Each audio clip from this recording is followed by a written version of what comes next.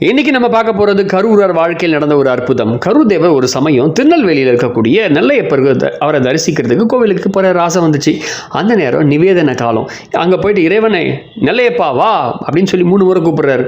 இறைவன் தரிசனம் கிடைக்கல. அட இங்க நெல்லையப்பா இல்லையப்பா அப்படின்னு சொல்லி சிரிச்சிட்டு கோபமா என்ன பண்றது, அந்த ஏரியா விட்டு வெளியே வர்றாரு. அந்த நேரத்தில் உடனே புல் பூண்டுகள்லாம் உயரமா வளர ஆரம்பிச்சிச்சு. அந்த கோயிலே மறைச்சிச்சான். அப்ப திரும்பி பார்க்காம வந்துட்டே இருக்கும்போது அவர் கரூரர் மானூரை நோக்கி போயிட்டு இருக்கும்போது திடீர்னு சிவனுக்கு சிவனே வந்து அங்கே முன்னாடி நிற்கிறார். வந்து என்ன சொல்றாருன்னா, அப்பனே இத்தனை கோபம் உனக்கு ஆகாதுப்பா, உனக்கு என்னை காண வந்தபோது உனக்கு நெய்வேத்திய நேரம் பா, கொஞ்சம் பிஸி ஆகிட்டேன், நான் உன்னோட குரலுக்கு செவி சாய்க்கல, பதில் சொல்லாமல் போயிடுச்சு அப்படின்னு சொல்லி பக்குவமாக சொன்னாராம்.